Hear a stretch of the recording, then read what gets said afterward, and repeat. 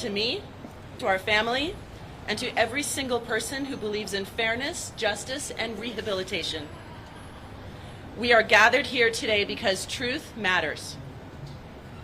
Because survivors of abuse deserve to be heard. Because accountability should not be weaponized to deny people the second chance they've worked so hard for. Today we stand together, not just for Erik and Lyle, but for every person who has been silenced, for every person who has fought to be believed, and for every person who has been told that the worst thing they ever did defines them forever.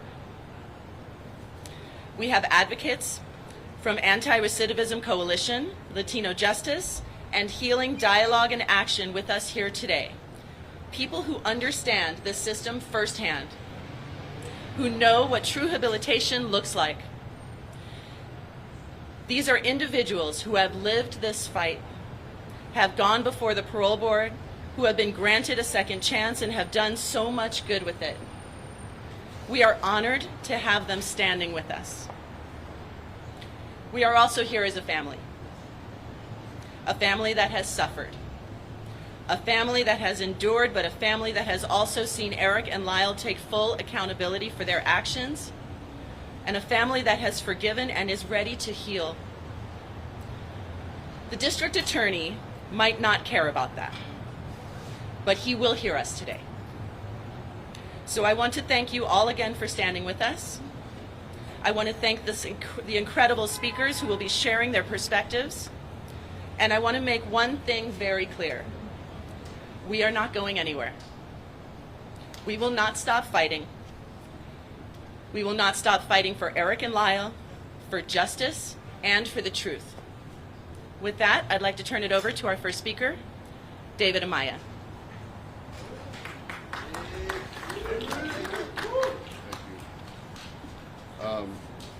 Good morning. My name is David Amaya. I'm the program manager for the Anti-Recidivism's Hope and Redemption team. The HEART program consists of a 10-week workshop inside prison focusing on parole preparation and reentry planning.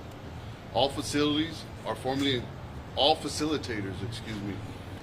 incarcerated individuals, many of whom are returning to their very prisons that they were paroled from, to reach, inspire, and mentor the men and women still inside.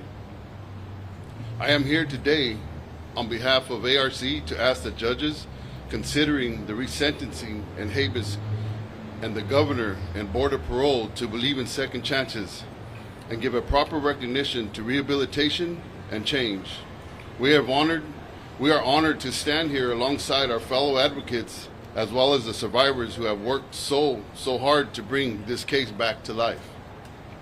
At ARC, we work with people who have made bad decisions, people who at one point in their lives saw no way out, people who because of their broken system didn't believe change was possible. But Erik and Lyle are proof that that is. I know the power of that work. They have not just served their time, they have made something meaningful of it. They have worked to improve their lives of those around them. They have mentored young people in prison, and they have graduated from the ARC programs designated to prepare incarcerated individuals for success in reentry. I know firsthand how important those programs are. When I was 22, not much older than Lyle, when he first was arrested, I was sentenced to a 15 to life sentence because I joined a gang at 13 years old. My violent youth behavior followed me even into incarceration. I spent 10 years in Pelican Bay because of that. I didn't believe that change was possible. I believed that was my lot in life at the moment. But then one day my daughter helped me realize I had to turn my life around. That moment saved me. Not everyone gets that moment, and that's why Erik and Lyle's work is so important. They have been that moment for so many people behind bars. Men who needed someone to show them that redemption is possible, that rehabilitation is possible, that life after prison is possible. Erik and Lyle have turned their lives around over the last 35 years. They apologize for what they did that night, and they are so much more than what they did that single night on the days after. They started programs, mentored younger people, and became model inmates despite the fact that they never thought they would see the light of day, our freedom. As someone who has gone before the parole board and has been granted the chance to give back to the community, work for organizations dedicated to meaningful reentry and avoid recidivism, I know without a shadow of a doubt that Erik and Lyle deserve that same chance. Erik and Lyle do not pose a threat to the public safety or society. They have served their time. Now it's time for them to be with their families, to move forward and continue their work to help others turn their lives around. Thank you.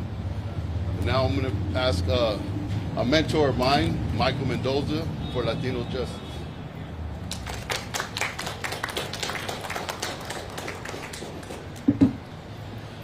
Good morning, everyone. My name is Michael Mendoza, and I'm the National Criminal Justice Director at Latino Justice. Latino Justice is a national civil rights organization where we focus on using and changing the laws to create more safer communities that are equitable and just. We are here in strong support of Erik and Lyle, of his family, of all the advocates. As you can see, all around us, you have people that represent our community. You have family members, you have survivors, you have people who are formerly incarcerated, men and women, here to join us today in support of ensuring that people like Erik and Lyle get an opportunity, receive hope, and are able to earn their way home. But I'm not just here in a professional capacity. I'm here because at the age of 15, I unfortunately also committed a crime. When I was tried as an adult and I was given a 15 to life sentence and ended up serving 17 years in adult prisons. And it was during that time where I actually met Lyle Menendez in Tehachapi State Prison.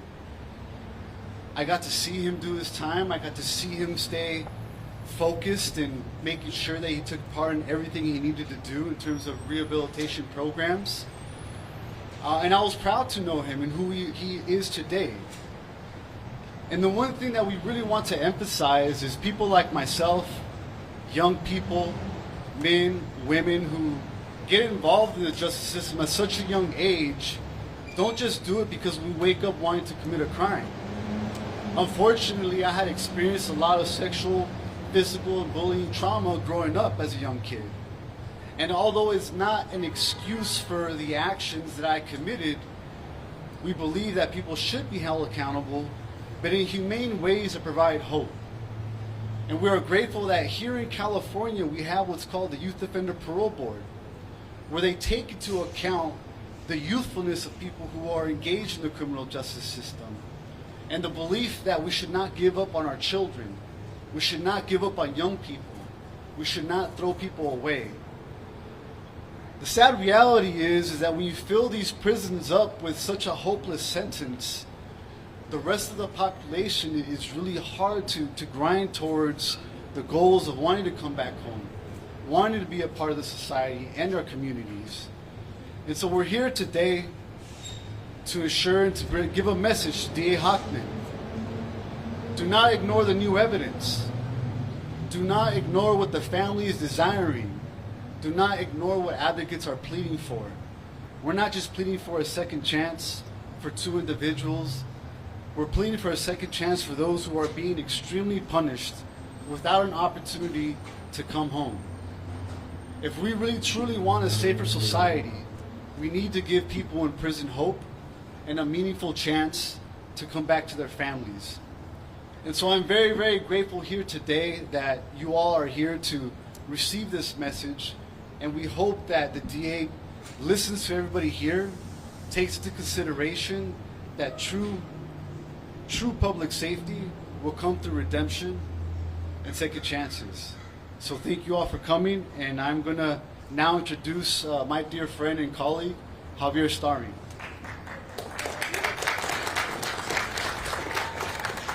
Good morning, everybody. My name is Javier Starring. I am Executive Director of an organization called Healing Dialogue in Action, a restorative justice organization that has allowed me to accompany people responsible for horrible crimes, their families, and also the victims and survivors of these families for over 4 decades. I want to start out by really thanking the family, really thanking you for your strength, for your courage to bring light to a systemic issue that affects all of us.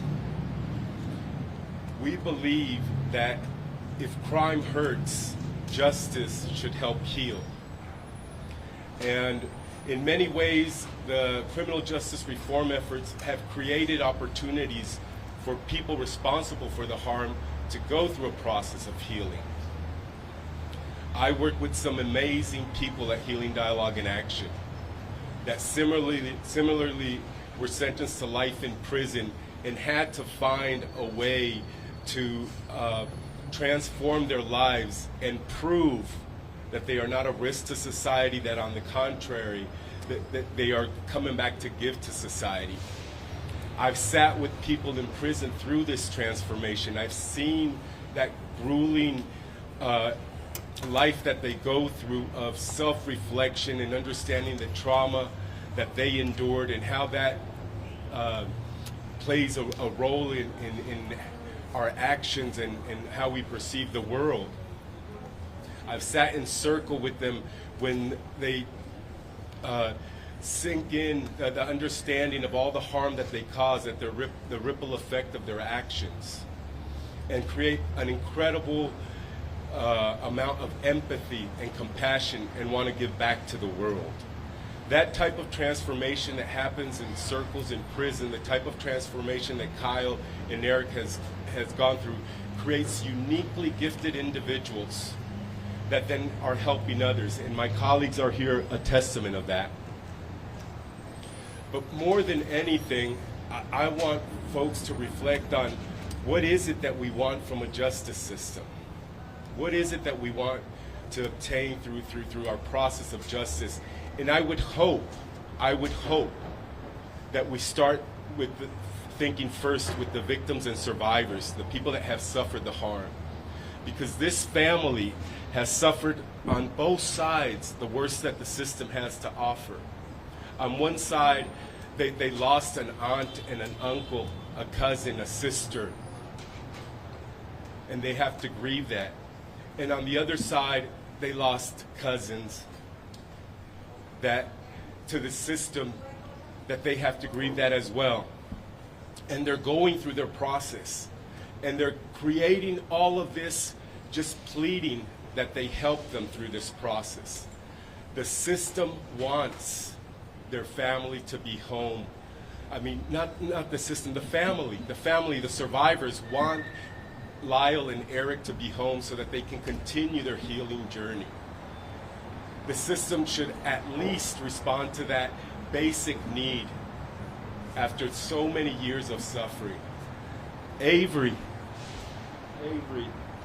this young girl, 18 years old, she has chosen to study criminal justice because she was born into this experience of being impacted by the system. And after feeling both sides of it, she has been called to study criminal justice with the hopes of creating a better system for all. Mr. DA, Mr. Hockman, please, it's a simple decision. Allow Erik and Lyle to go before the board. Allow them to prove that they are ready to come home. But more than that, listen to this family. Listen to the family. They have suffered enough. Thank you. Tamara?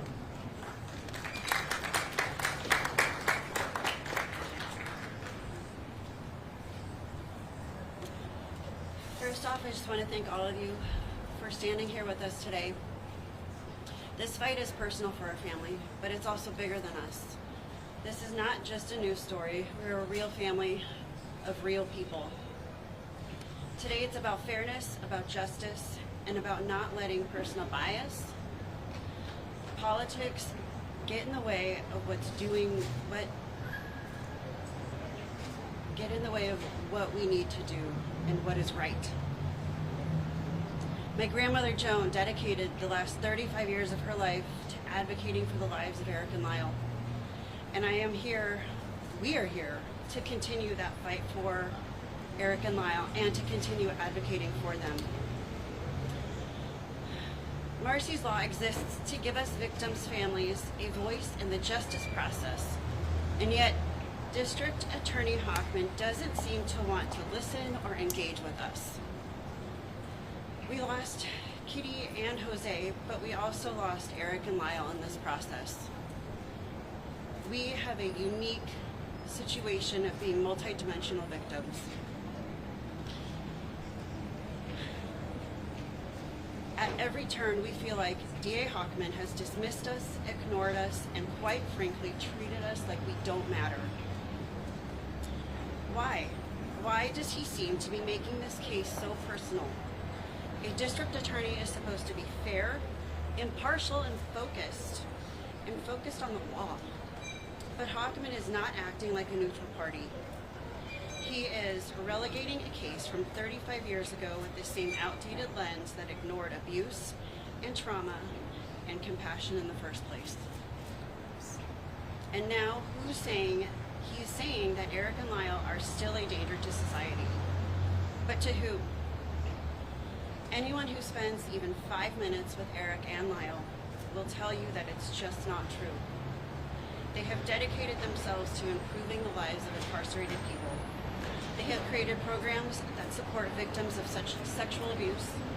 They have helped mentor young inmates so they don't reoffend if they have the opportunity to be released.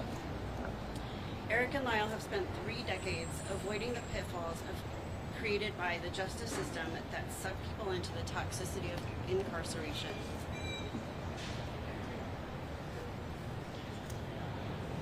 They have done more good from the inside of a prison than most people do in their lifetime.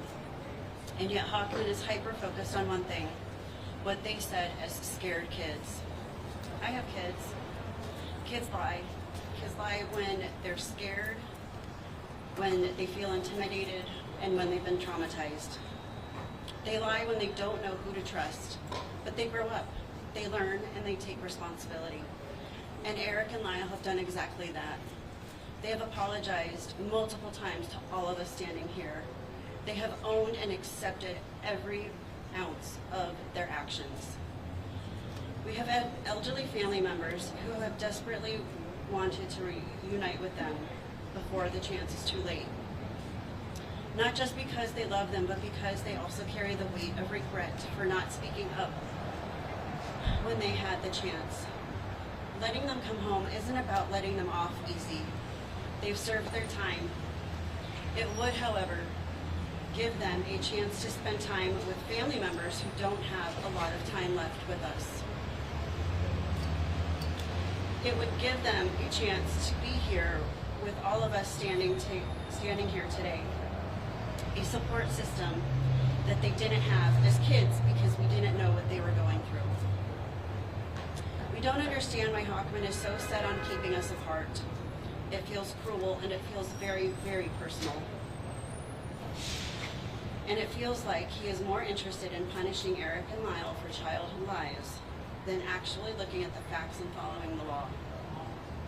But we stand with Erik and Lyle. We know who they are. We know that they are not a threat, and we are here today because we refuse to be ignored. It is time to stop rewriting history. It is time to acknowledge their rehabilitation, and it is time to bring them home. And now Sarah Malice has a message from her father, Alan Anderson.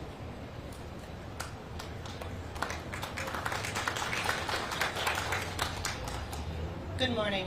My name is Sarah Malice. My father is Brian Allen Anderson Jr., who is Kitty Menendez's nephew, but to Erik and Lyle, he's just their cousin Al. My father couldn't fly out today, so I flew here from Chicago to stand with my family and represent him. I also want to thank everyone for their outpouring of support for Erik and Lyle to come home to us. Before I share my own experience, my father wanted me to share the following with all of you. My father loves his cousins so much. He has seen how they turn their pain into a real purpose while in prison. They have made lives better without the expectation to do so. When he was younger, my father saw the terrible home in which they lived. the experiences that they had to go through as children. He tried to speak about all of that he knew to his father, but it fell on deaf ears multiple times. Now, he wants everyone to hear his voice loud and clear. He wants the entire criminal justice system to hear him and do something. If my father were here today, he would say very clearly that he loves Erik and Lyle. He forgives Erik and Lyle, like so many relatives from both sides of our family. And he would feel completely safe welcoming Erik and Lyle into his home. I share the same sentiment as my father. As I wrote in a letter to the board of the parole, this case has influenced nearly my entire life. I was 3 when Erik and Lyle were arrested and 10 when they were sentenced to life in prison. I saw my father grapple with the memories of the very real experiences that he had in Kitty and Jose's home. He knew something was wrong, but he couldn't do anything about it. These experiences made him a very protective father, someone who was determined to be there no matter when I needed him as I grew up. But the pain that we feel is still very real. Every documentary, every miniseries, every development is a fresh tear in the wound that my family has tried to heal for 30 years. We want the suffering to end. The only way it does is for Erik and Lyle to come home so they can hug my father, hug me, and hug every person who is standing beside me, and for those who can't make it here today, so that we can move on from this tragedy. I know that Erik and Lyle have taken what most would see as a hopeless life and injected growth, remorse, and love into it. If we, the family, are saying that we want them home, if wardens and correction officers are saying that they would welcome Erik and Lyle as neighbors, if the dozens of people assembled here today are showing up and expressing their support, what else does the system need to hear? So please, listen to us and allow us to bring Erik and Lyle home. Thank you. I'll turn this to Anna Marie. Thank you to all of our speakers. I hope you'll indulge me. I have some more comments to make. First, I just want to take a moment to thank all of you again for being here today. Seeing so many people show up for Erik and Lyle, for truth, for justice, it means everything to us. I've been standing here as their cousin, but more importantly, I am standing here as someone who loves them. I grew up with Erik and Lyle. We swam together. We spent summers canoeing on the lake. We were just kids, laughing, playing, and making memories like any family does. From the outside, it looked like we had this picture-perfect childhood, but looking back now, it is devastating to know that while we were playing games, they were silently suffering. And yet, they kept going. They kept finding ways to be strong, to push through, to survive. But let me be very clear, Erik and Lyle did not survive that house. They walked out of it. But they carried everything with them. The fear, the trauma, the betrayal. That's the reality of abuse. It doesn't end when you leave the house. It stays with you. It controls you. It convinces you that no one will believe you, that you are trapped. And for them, they were. And for 35 years, they have been trapped again. But this time, they did something different. Instead of being defined by their worst moment, they decided to turn their lives around. So let's talk about what Erik and Lyle have done with the last 35 years. Erik has dedicated himself to helping others. He created a hospice program to care for terminally ill inmates, because even behind bars, he believes in compassion and dignity. He started a support group for survivors of abuse inside the prison walls, giving space to men who, like him, spent a lifetime being silenced. He has pursued higher education, earning multiple degrees, and is on track to graduate from UC Irvine. Lyle has led projects to transform the prison environment. making it a place of growth instead of despair. He spearheaded the Green Space Project, beautifying prison yards to create an environment proven to reduce violence and recidivism. He mentored young inmates, helping them find purpose and hope for a life beyond bars. And like Erik, he has dedicated himself to education, earning degrees, excelling in his studies, proving that he is not the same young man that he was when he entered that courtroom 30 years ago. And yet, the District Attorney, Nathan Hochman, refuses to talk about any of that. Instead of looking at the men they have become, he stands at a podium and repeats the same arguments made in 1996. Arguments that ignored who Erik and Lyle really were, arguments that erased their abuse, arguments that failed them then and continue to fail them now. He says they need to take responsibility. Well, they have. He says they need to acknowledge their past mistakes. Well, they have. They've also gone a step further and done the work to understand their bad decisions that harmed my family and the community at large. What he really means is that he needs them to admit to something that fits his narrative, to erase their own truth, to undo the decades of advocacy, healing, and change that they have worked for. But we won't let him rewrite history. We won't let him ignore the rehabilitation. We won't let him silence survivors of abuse. So what do we do now? We keep fighting. We keep pushing. We keep showing up. We don't let them go unseen. We don't let them go unheard. We make sure that the world knows who Erik and Lyle are now, not just who they were 35 years ago. So let me say this loud and clear. We are not asking for sympathy. We are demanding fairness.